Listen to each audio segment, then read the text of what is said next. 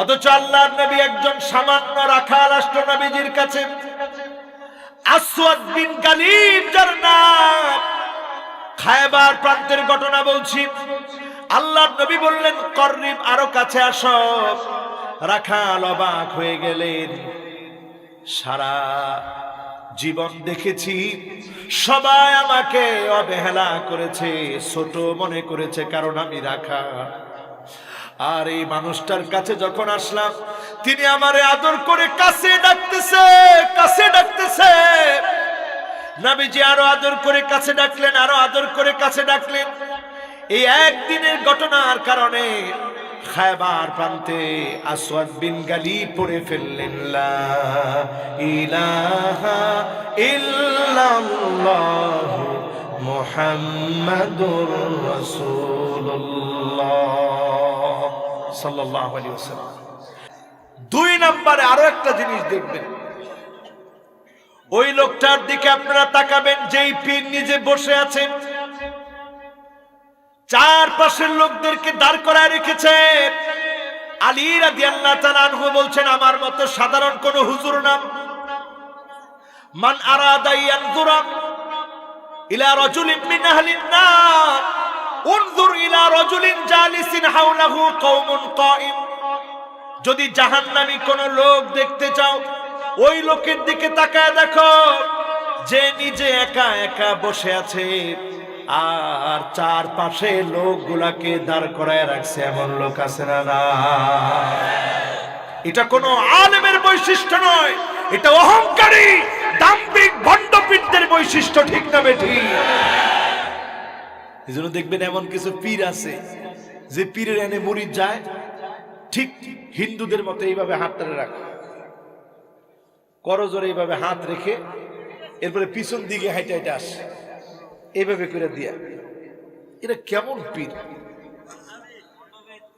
পীর নিজে একেবারে আলিশান গদির মধ্যে বসা, মানুষরা একটাবার বলে না যে ভাই বসেন। অথচ খায়বার প্রান্তে নিথর দেহটা পড়ে আছে।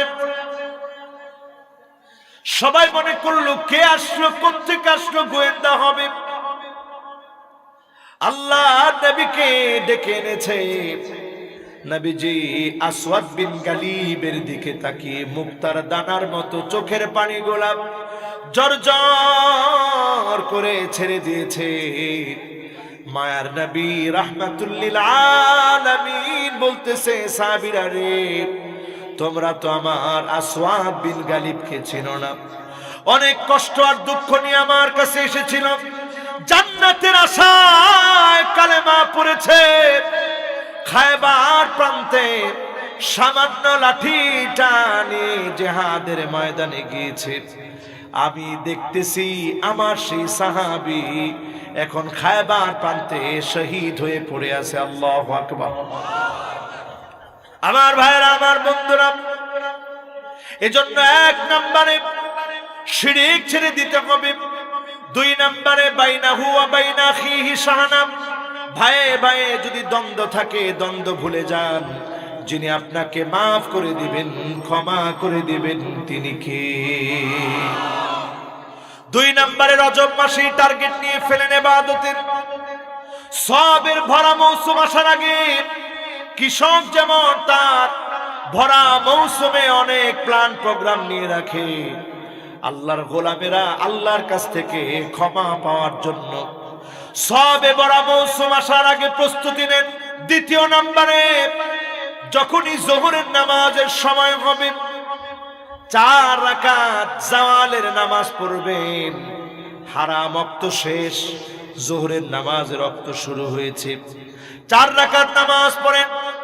মাত্র 4 রাকাত নামাজ যারা অতিরিক্ত পড়বেন, জাওয়ালের এই 4 রাকাত নামাজ পড়ার কারণে ফিহা সাআতুন তুফতাহু লাহু আবওয়াবুস সামা। আল্লাহর কোন গোলাম যদি এই সময়ে একটু ইবাদত বন্দেগী করে, তার জন্য আকাশের একটা না দুইটা না 7টা দরজা খুলে যিনি রহমত নাজিল করে দিবেন, তিনি কি?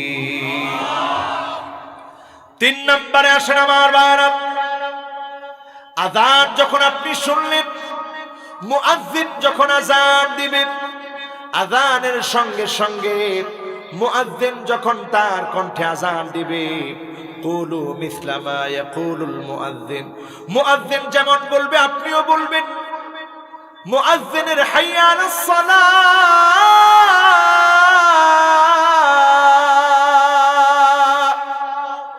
এই হাইয়া আলাস সালাহের সময় হাইয়া আলাল ফালাহ,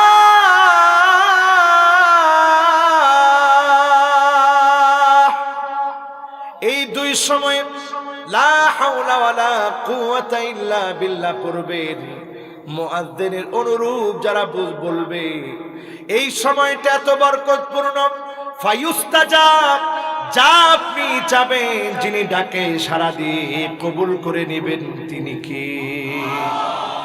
3 নম্বরে আমার ভাইরা, আমার বন্ধুরা, 3 নম্বরে আল্লাহর যত গোলাম আজকের মাহফিলে বসলেন, তাহাজ্জুদের সময়ে জাগ্রত হয়ে যাবেন। তাহাজ্জুদের সময়টাতে আল্লাহ রাব্বুল আলামিনের গোলামেরা কান্নাকাটি করবেন।